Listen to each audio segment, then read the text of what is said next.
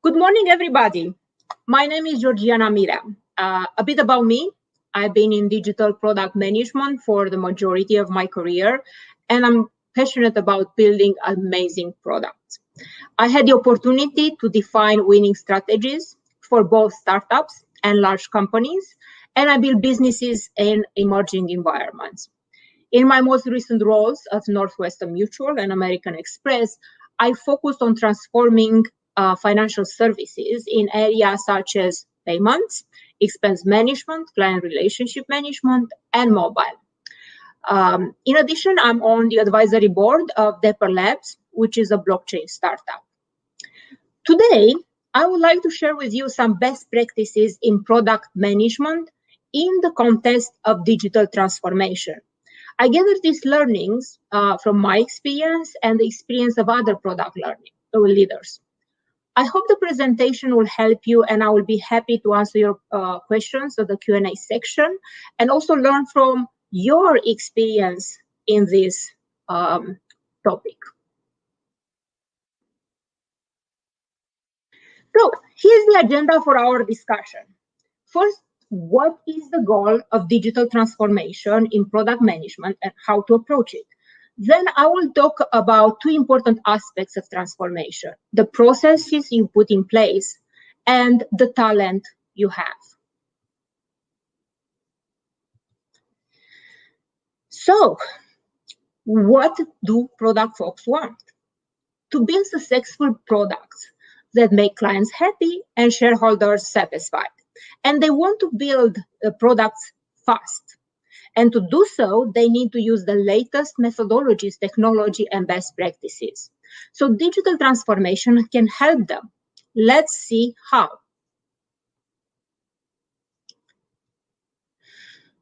I led many phases and type of transformations. For example, at Amex, we transitioned from waterfall to agile or adopted design thinking. And sometimes it was confusing where we were in the process of transformation and what we needed to do to get to the finish line. Hey, are we there yet? I would like to highlight that digital transformation is ongoing. There's no final destination because technologies and the digital space are constantly evolving. So the organizations need to keep evolving. That being said, you need to have clear milestones and plans. It is important to define what digital transformation means for your product management team, have clear goals and success metrics. For example, by the end of the year, all product manager will complete Agile and Jira training. Transformation will fail if it is not coming from both top-down and bottom-up, and ideally across departments, not only in product management, so across tech, marketing, legal, HR, and so on. Unfortunately, in many cases, some departments such as legal or compliance go through the transformation much slower or later. However, you cannot wait for them. The approach that worked in the past was to involve these departments from the very beginning of building a product and work a way to incorporate their feedback within your process. This is especially important when you work in regulated environments such as financial services or healthcare. For example, my team involved the risk team from the very beginning of building a product, and we got feedback from brand and legal often, even every sprint in some cases.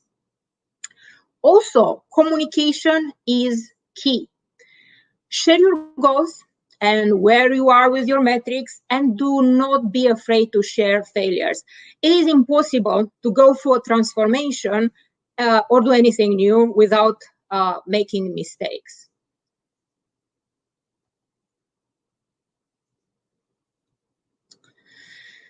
In terms of structure and processes, many times people accept a magical recipe that if we will all follow, then we are going to be transformed. The reality is that there's no silver bullet. However, there are best practices that you can customize for your organization.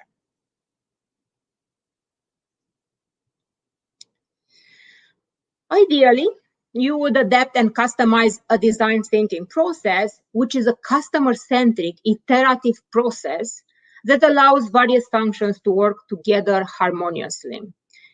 If you have a good process in place, your team can concentrate on building products instead of figuring out how to collaborate with each other and how to learn the customer's needs.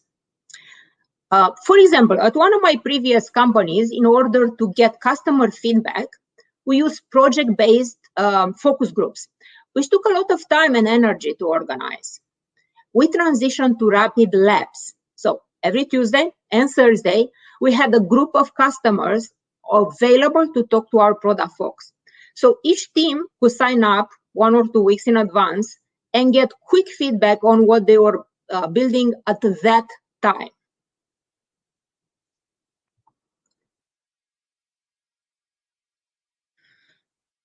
In terms of structure and processes, well, everybody uses Agile or other rapid development methodology, but you need to customize it for your team. For example, if you are in a large organization with a large portfolio of products and many stakeholders, you probably use scaled Agile with quarterly PIs. A best practice that worked for my team was to have a session about 6 weeks before the PI. We called it next PI alignment. The scope of such session was to ensure we are all on the same page with our partners and stakeholders. So we invited all our key partners from business, marketing, technology, design, compliance, and so on, and we walked them through what we plan to build next quarter. We also talked about our long-term strategy and invited guests to share information about major initiatives. Another point I would like to share with you is about how to handle funding. Usually companies allocate budget for specific projects or in better scenario for specific products. I think it's best to fund teams. For example, you allocate budget to support 10 Scrum teams, then your products will compete for the priority and capacity of these 10 teams. This helps establish an easy process, reach high velocity in Scrum, and also allows for flexibility in allocating tech resources. Something very important, many teams just focus on releasing features. It is best to focus on outcomes and have clear OKRs defined for the product organization that are tied to the business OKRs. Also, it is very important to have a clear strategy and communicate it repeatedly and constantly to all levels. Too many times, folks are spreading their efforts in many directions, not aligned with the strategy. A good test to know if you are doing a good job, ask a junior person in your organization to see if she knows the strategy. Also, make sure that you have clear prioritization criteria. Product managers and partners need to have clear criteria that they need to match to get on the roadmap. In terms of tools, choose carefully what tools you use and be consistent.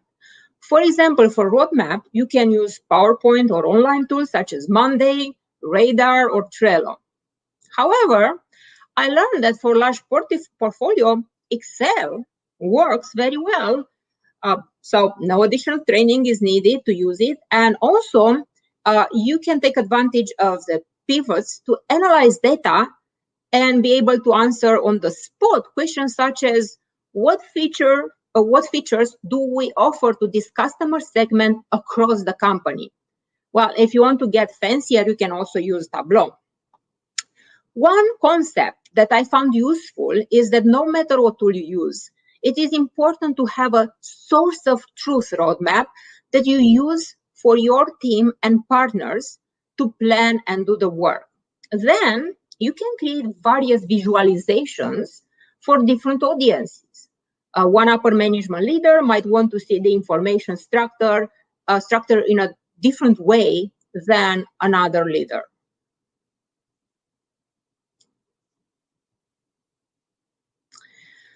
The most important factor for a successful digital transformation is people. So I will talk a little bit more about how to build strong product teams.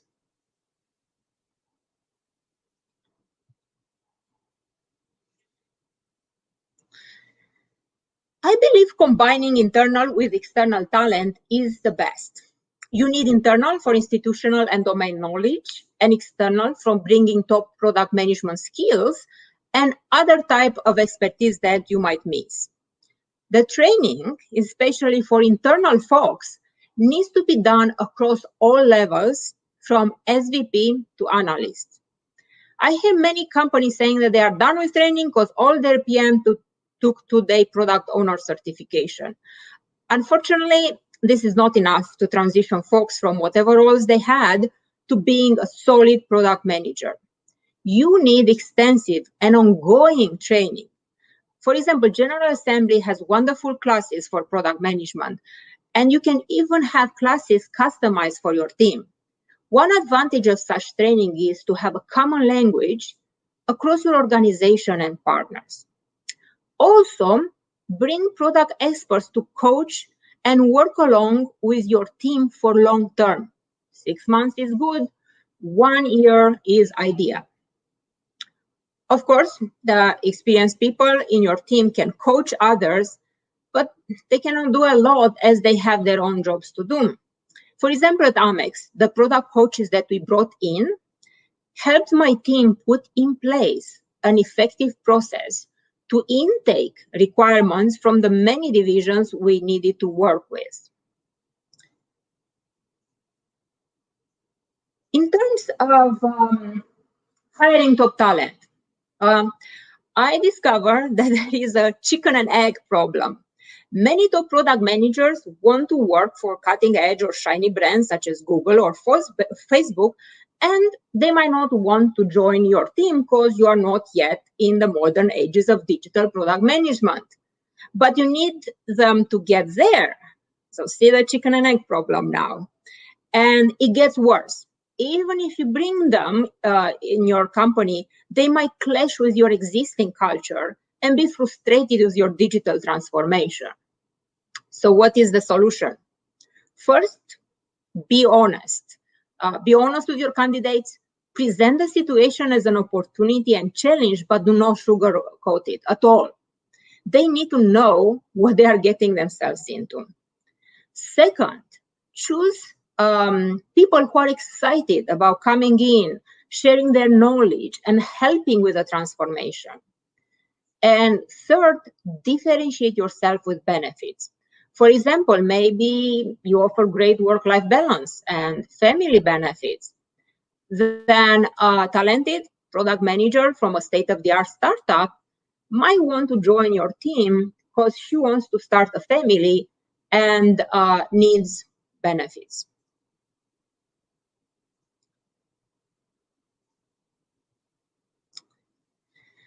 So, more about people. I think it is important to clearly define the product management roles. What titles are you going to use? What responsibilities they are going to have? What skill set they need? This definition will help you from recruiting and training to people expectations about promotions. While there is variation in the industry about the hierarchy terms and skills, there is also some common ground. So it is best to use standards of companies with successful product management functions.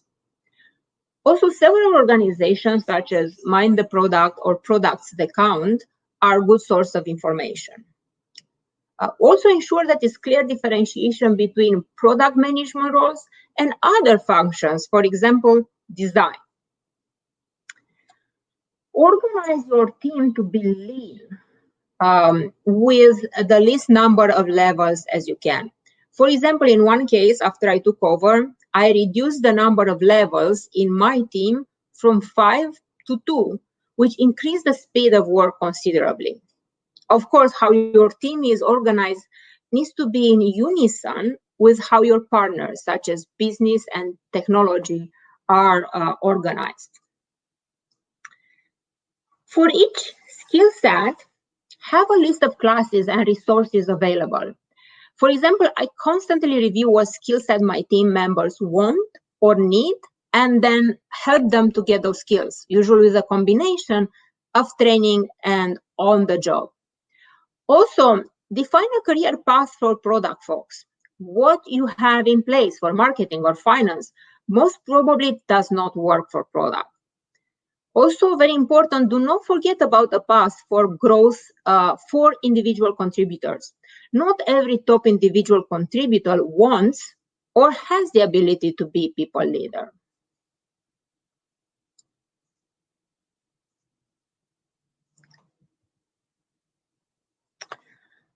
Well, we all know how important the culture is. I would like to touch upon 3 concepts that are really important but challenging to implement. Having a collaborative environment is key. Product managers are the ones who bring together business, technology, design, marketing, and so on. So they are the ones that need to instill the spirit of one team across these different functions. A best practice that worked well was to organize with my tech partner a team building offsite for our leaders. It is very, very hard to foster an environment where people are encouraged to take risks and to be willing to fail. It is not a matter of just saying it. It needs to be part of your whole framework of how you work, not a standalone concept. If you want to learn more about this, I encourage you to look at Amazon. They are great about this. Empowerment. A lot has been written about this. And I recommend a new book about empowering product teams called Empowered by Marty Kagan and Chris Jones.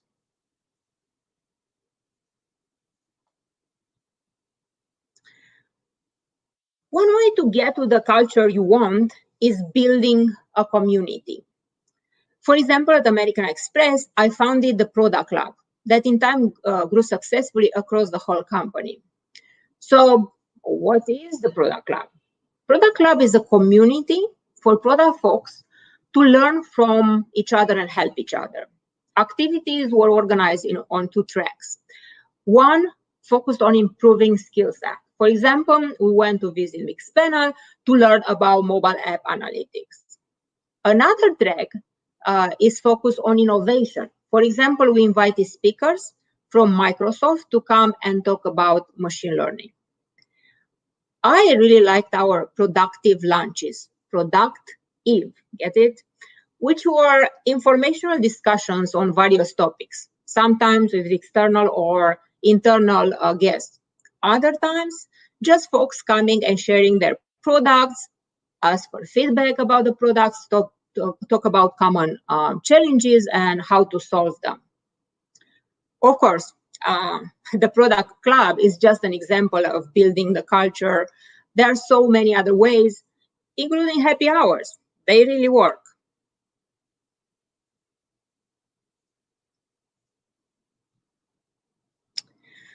Well, I hope this was helpful. And before we go to Q&A, I would like to summarize. The key factors to a successful transformation in digital product management are attract and grow product folks to have the skill set needed for their specific roles. Put in place very good organizational frameworks and processes so they can focus on their work. Foster an open environment of trust and accountability. And then, well, get out of their way and let them build awesome products. So now we can move to the Q&A section. I'm happy to answer your questions now. Hi, how are you? Can you hear me? Yes, I'm fine. Thank you. How are you, Chris? I'm very well, thank you. Thanks for a great presentation and a quick overview on your narrative of digital transformation and digital product management. Really appreciate it. A really thorough presentation covering kind of many elements and some good focus on the people side and talent side as well. So thank you for that. Welcome. Well, it is a pleasure to present in front of such a great audience. So, with the question around that product lab that you mentioned towards the end of the presentation there as part of American Express, I've got a couple of questions on that. What were the challenges in setting up the product lab? Was there kind of a road to difficult buy-in? Was it difficult to convince any kind of leadership to make this happen? And what were the kind of the pitfalls in doing so? Yes, that's a very good question. So the product lab is very dear to my heart. And it was really challenging to make it work. And sometimes I thought I'm gonna make it. But what contributed to the success were a few things. First, you need to be clear about what the club is, the mission, the goals, and the value it provides. And then I had to make sure that I provided the value, the club provided the value. For example, I needed to bring guests and topics that are interesting and useful. Then it was important to establish a brand and create excitement through a lot of marketing. So we had a motto and a logo. Actually, we had contests to create them. We also have cool giveaways. Our club product club bottles were very popular. And in general, people want to have fun. You need to have an environment of fun. Another step was to form a team of volunteers from various divisions, because basically they will run the club. When it got bigger, I was not able to handle myself. We need a whole team. So make sure that there are benefits for these volunteers. For example, they can gain visibility by moderating sessions. As you're just mentioning, and you're right, it's important to get support from upper management and try to find a sponsor. The club really took off when I got the support of a very senior leader. It helped with the budget. Finally we had all the money to buy all the bottles they wanted. And also support with other leaders, and also creating the buzz and the excitement that we wanted. Nice. And then for anyone perhaps wanting to go down the route of setting up something similar within their organization, how would you kind of recommend someone going about that and trying to introduce it to their organization?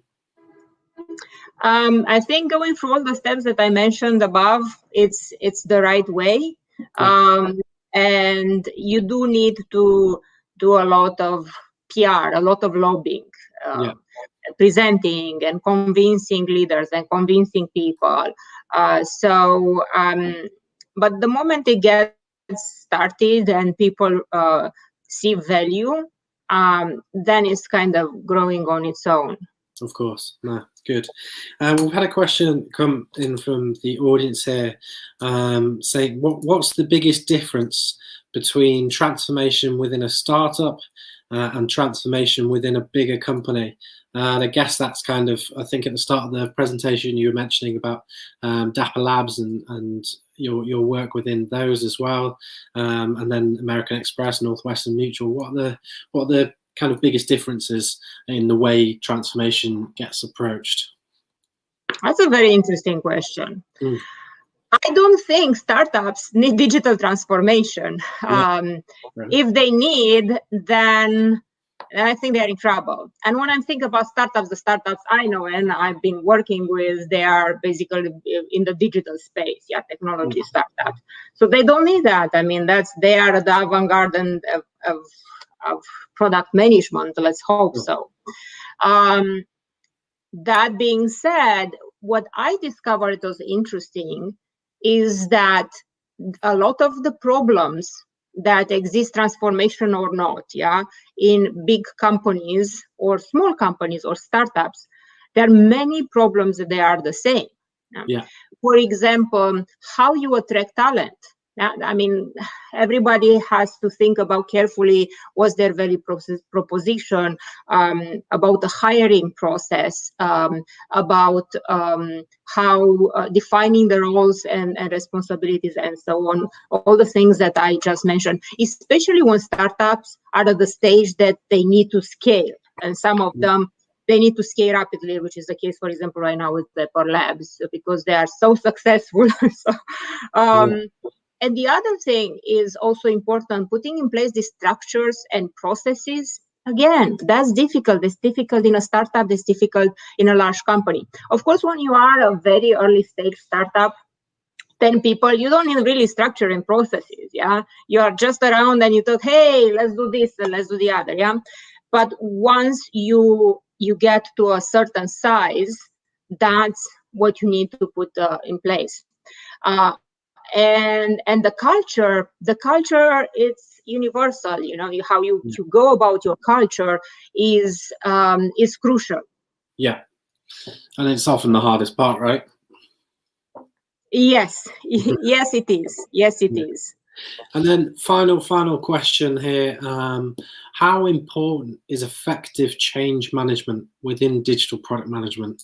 And what are the difficulties for leaders or organizations amidst the pandemic about going about successful change?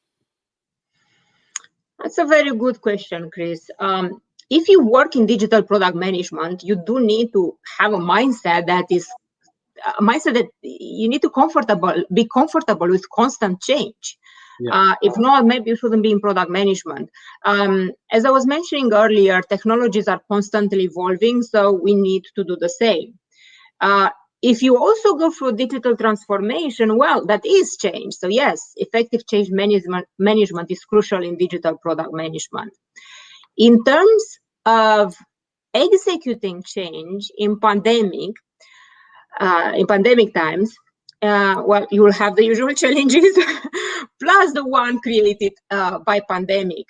And you know, I like all of us, I just have limited experience. Thank God. I hope it's gonna be limited during the pandemic. So, but what I noticed, it was something very interesting that happened. The productivity of my team during pandemic increased, but also the stress level increased. Yeah. So that was quite interesting, and a few things that I did to handle this situation. So I kept the team focused on what we needed to do for our clients. Yeah, we were here for clients. We need to take care. We make sure that we don't let them in the air. We need to focus on our goals and our OKRs. Yeah. And in order to achieve them, then we needed to reimagine some work practices. For example, before pandemic, I just put in place a very robust hiring process. And the last step in the process was to bring candidates for a day on site, meet many folks that day. And at the end of the day, the interviewing team would gather together, share impressions, and the hiring manager will make a decision. We actually decided that it was beneficial to keep the on-site as it was, but make it virtual. A big issue, I mean, at my company, I don't know, at other company, was too many meetings. So we put in place best practices to have less meetings and more productive meetings. Something very important that we did was to encourage and support people to work in an asynchronous way. So I mentioned at the beginning about stress. I focused on making sure that folks stayed connected within the team and with partners. So this helped with ameliorating some of the stress. So we had many fun activities, virtual happy hours, coffee chats, playing games. And to my surprise, I actually ended up getting closer to the team, closer than I would have been if it was not the pandemic, because I did focus on that aspect. I wanted to do that. I had more office hours, more one-on-ones, and on Monday morning, I was sending a weekly email to the team to check in. And to my surprise, I just started, when the pandemic started. I was like, hey, I need to check in. I need to know how they are doing, what's going on. But then they were very popular. My team liked it, so I kept on sending it for the since till recently. Well, look, that's all we've got time for there, Georgiana, but thank you so much for your presentation and for answering those questions. A real pleasure that you could join us today, and do appreciate it, and thank you for your time and effort there. Thank you so much. It was a pleasure to be here, Chris. Thank you so much. Enjoy the rest of your day, and I'll be in touch. Thank you. Take care. Bye now.